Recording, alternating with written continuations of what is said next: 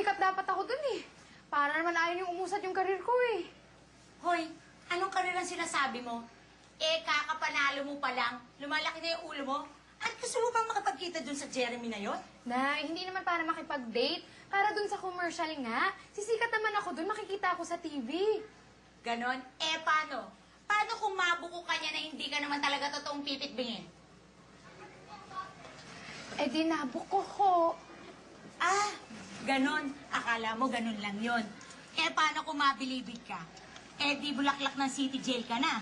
Hindi ka na binibining Quezon City. Binibining Muntinlupa ka na. Gusto mo ba yon? Babae po ako. Koreksyonal, manduluyong po yun. Hoy. Hoy. Gemma, ako Ako, wag mo ako pinipiloso po Ha? Ikaw, nangimihasa ka na Alam mo yung paganyan-ganyan mo? Oy, hindi ako naaapektuhan ng mga paganyan-ganyan mo.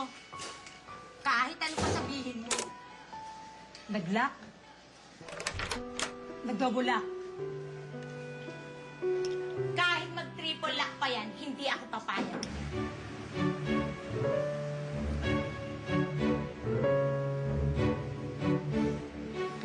Okay, cut. Good take. Patanggalin ko siya. Okay na. Jeremy, okay na. Gemma, good take. Out ko siya. Double time. Galing talaga nakalaanda ako.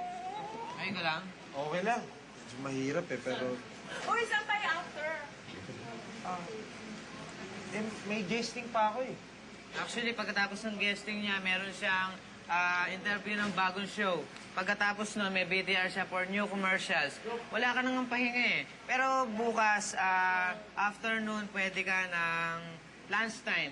12 to 2:34 p.m. Ganun ba? Pwede ka. Free ka ba?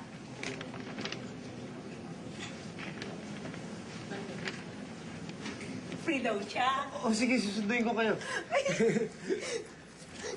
Ayan.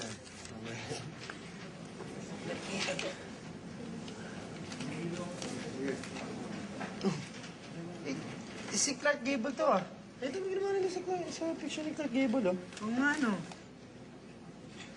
Hindi, tatay niya yan. Tatay. Hindi, si Clark Gable to. Tsaka si Vivian Leigh, pinalitan niyo lang ng picture ng nanay niya. Oo, tatay niya yan. Kamukha lang ni Clark Gable. Hindi, imposible. Si Clark Gable to, sikat na pelikula yan. Gone with the Wind yan. Imposible. Hindi, tatay niya yan. Sandali. Sandali, Niloloko niyo ba siya? Natatay niya si Clark Gable, ha? Anong kasinungalingan to, Nay? Ano ba pinagsasabi mo? Si Clark Gable yan, di ba? Hollywood actor ng pelikulang Gone with the Wind. Sabi niya sa akin, siya ang ama ko. Ano ba pinagsasabi mo? Tanga ko? Hiniwala ako sa inyo? Ba't niyo ako linoko? Dahil hindi ko kilala talaga ang ama mo.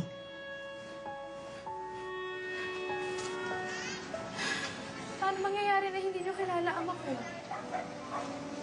Ilan pa naging boyfriends niyo dati? Tinakbuhan ba kayo? Ni-rape ba kayo?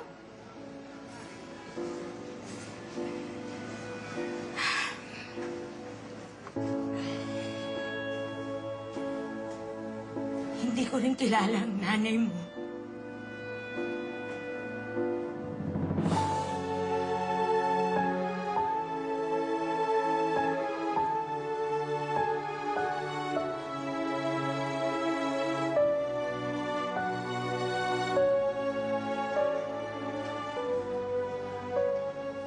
Ampun lang kita. 20 taon na nakakaraan. Pinambayad ka sa akin na isang babae. Kapalit na 1 kilong lapu-lapu. Mag-isa lang ako noon. Tapos dumating ka. Inampong kita. Anak, yan ang dahilan kung bakit tayo palipat-lipat ng tirahan. Kung bakit tayo palipat-lipat ng palengke pinagtitindahan. Anak, sana maintindihan mo ko. Kung sinabi niyong ampon ako, naiintindihan ko. Kaya, sigurado ako, pag nalaman mo ang totoo, hahanapin mo ang totoo mong mga magulang.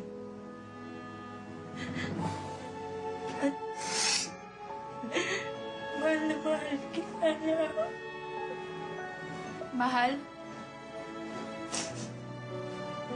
Mahal ba yung buong buhay niyo akong linoko? Ano? Minsan sa buhay ng tao, pag nagmamahal ka ng totoo, minsan kaya mo magsinungaling, manloko. Para wag lang mawala yung taong mahal mo. Ganyan, anak.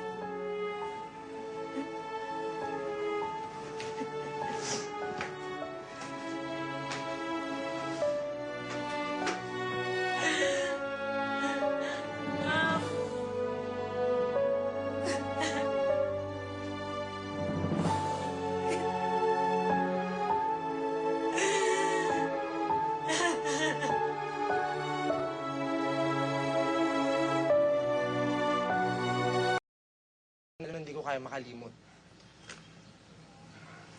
Gusto niyo ba ng merienda? Hoy! Gusto ko. Oh, ano ba merienda doon? Meron ba? O sige, samahan mo siya. Kamote Kumuha kayo ka meron? Transfer. Alam mo, ang ganda-ganda mo.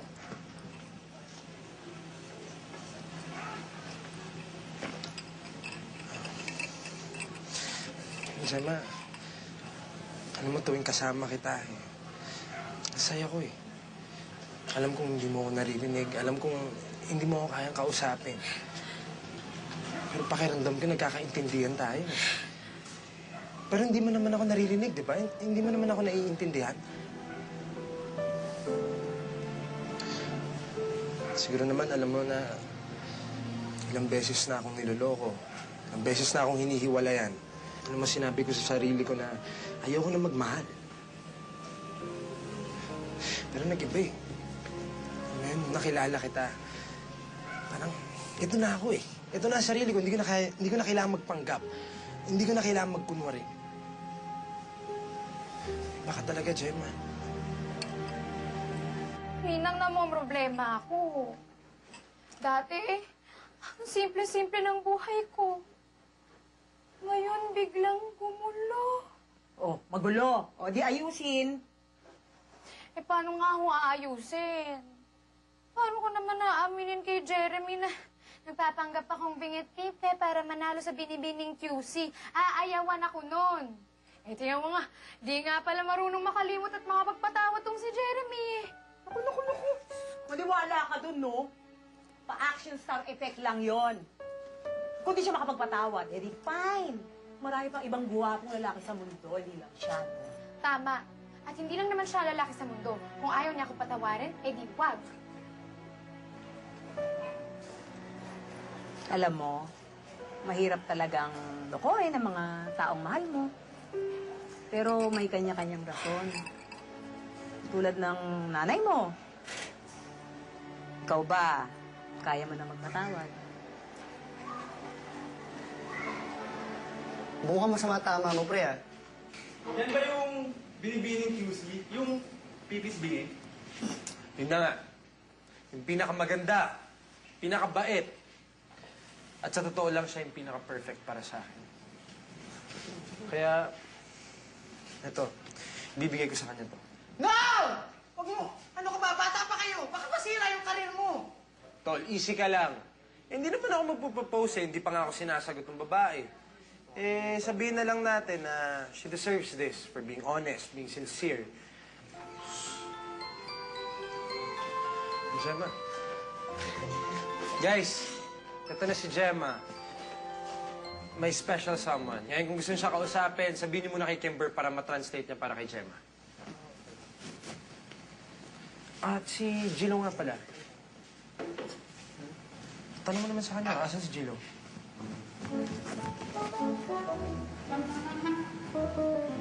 ayan. Patay na daw. Ano? Ay, ano ba? Ayun. Ano pala, nasa shop, naiwan. Yan. Nag-aasikaso. Okay lang, di bali na yun. Importante nandito ka, kaya... Salamat. Gemma,